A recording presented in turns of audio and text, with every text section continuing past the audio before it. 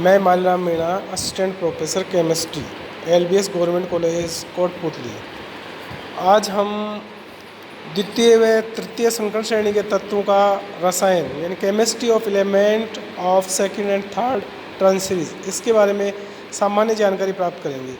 तो हम यहाँ जो ऊपर पीरियोडिक टेबल दे रखी है कि उसमें अपन देख रहे हैं कि बीच में संकरण तत्व यानी D ब्लॉक है, स्टार्टिंग में S ब्लॉक है, फर्स्ट ग्रुप और सेकंड ग्रुप, और लास्ट में P ब्लॉक है। तो S ब्लॉक और P ब्लॉक दोनों के बीच में आता है D ब्लॉक, इस कारण से इनको संकरण तत्व कहा जाता है।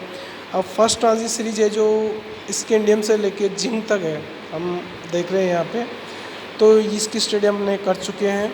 द्वितीय संकरण श्रेणी है वो इट्रियम Y से लेकर के कैडमियम तक है, और थर्ड ट्रांजिट सीरीज है लैंथेनम से मरकरी तक। लेकिन लैंथेनम और हाफनियम के बीच में एक लैंथेनाइट सीरीज आती है, 14 एलिमेंट्स यहाँ से अलग लिए हुए हैं। और जो चौथी ट्रांजिट सीरीज है वो इनकम्प्लीट, अभी इसकी स्टडी चल रही है। तो आज यहाँ हम द्वितीय और तृतीय संकरण श्रेणी के बारे में अध्ययन करेंगे। तो हम यहाँ देख रहे हैं कि जो जनरल करैक्टर्स देखते हैं द्वितीय संकरण श्रेणी के, तो द्वितीय श्रेणी का इलेक्ट्रॉनिक विन्यास देखते हैं हम। यहाँ पर जो द्वितीय संकरण श्रेणी है वो इट्रियम से लेकर के कैडमियम तक है। इट्रियम 39 नंबर का है, कैडमियम 48 नंबर तक है। 39 से 48 तक ये 10 एलिमेंट्स होते हैं, इसके तत्व होते हैं। तो इनका इलेक्ट्रॉनिक विन्यास हम देखते हैं। तो इससे पहले जो नोबल गैस है वो क्रिप्टॉन है, Kr, जो 36 नंबर पे है।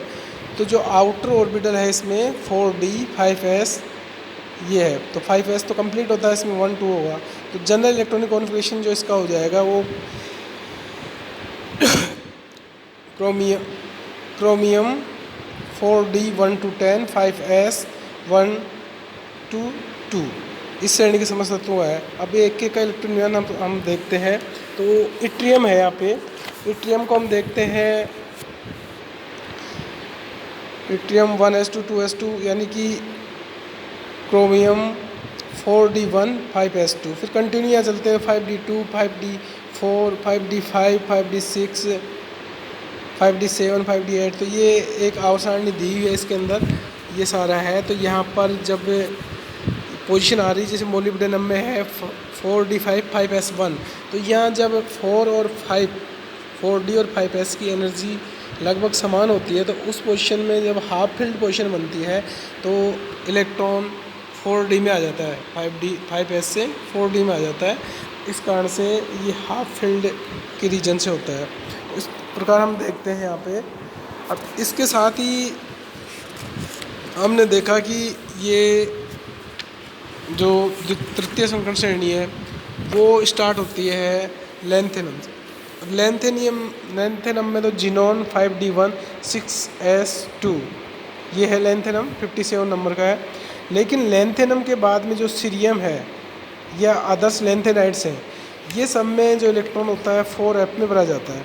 तो 4f में भरने के कारण से यहाँ 14 जो एलिमेंट्स हैं वो f ब्लॉक के एलिमेंट्स आते हैं।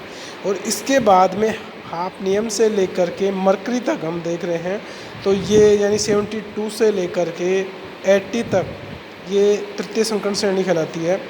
तो हम कह सकते हैं कि जो थर्ड ट्रांजिट सीरीज है या तृतीय संक्रमण श्रेणी लैंथेनम 57 आता है इसमें, और इसके बाद में हैफनियम 72 से लेकर के मरकरी 80 तक है।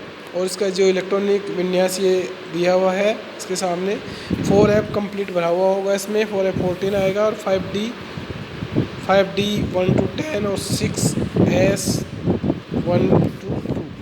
तो ये आपका सबका दिया हुआ है यहाँ पे। इस प्रकार हमने इसका एक सामान्य इलेक्ट्रॉनिक कॉन्फ़िगरेशन निकाला। तो इसके धात्विक गुणों में क्या होता है कि समस्त संकरण श्रेणी के तत्व धात्विक होते हैं। उनमें ऊष्मा तथा विद्युत का चालकता, धात्विक चमक, कठोरता, मजबूती, डक्टिलिटी का गुण होता है। और अन्य धातुओं के साथ मिश्र धातु बनाते हैं ये। और इनमें परिवर्तन ऑक्सीजन अवस्था यानी वेरिएबल ऑक्सीजन स्टेडी पाई जाती है। डी कक्षों में अयुग्मित इलेक्ट्रॉन होने के कारण इनकी परिवर्तनीय ऑक्सीजन अवस्थाएँ होती हैं। ये +2 तो S के कारण से होती है, बाकी इलेक्ट्रॉन्स के कारण होती है। तो +2 से +8 तक इनकी ऑक्सीजन अवस्थाएँ हो सकती हैं। इसी प्रकार जो संकुल है इसमें ये समस्त कई संकुलों का निर्माण करते हैं। दोनों श्रेणियों के 4 तत्व कठोर अम्लों के साथ सर्वाधिक स्थायित्व बनाते हैं। इन्हें A वर्ग में रखा जाता है और अंतिम 4 मर्दों के अंदर पाए जाते हैं और बीच वाले जो तत्व होते हैं मध्यवर्ती कहलाते हैं। जैसे ये देख रहे हैं आप तृतीय संकरण श्रेणी। इसी प्रकार परमाणु और आयनिक त्रिज्या। परमाणु और आयनिक त्रिज्या को हम देखते हैं तो इट्रियम से कैडमियम तो हम देख रहे हैं कि इसकी जो आयनिक या परमाणु त्रिज्या देखो तो परमाणु त्रिज्या का मान धीरे धीरे घटता हुआ चला जाता है और लास्ट में जाके थोड़ा सा बढ़ जाता है। इसका रीज़न ये है कि इसमें कंटिन्यू जो इलेक्ट्रॉन अंदर जा रहे हैं वो आंतरिक सेल में भरे जा रहे हैं। तो जो रिपल्सन है इसका प्रतिकर्षण वो कम होता है। प्रतिकर्षण कम होने के कारण से जो नाभिक के द्वारा इलेक्ट्रॉन के ऊपर आकर्षण बढ़ जाता है, इसके कारण से थोड़ा संकुचन आ जाता है और इसको लेंथेनाइट संकुचन भी कहा जाता है, जो थर्ड सीरीज़ के बाद में आता है। लेंथेनम से हाफनियम के बीच में हम देखते हैं तो लेंथेनम 1.69 है इसकी, जबकि हाफनियम 1.44 है। तो काफ़ी इसमें डिफरेंस आ जाता है रेडियस में।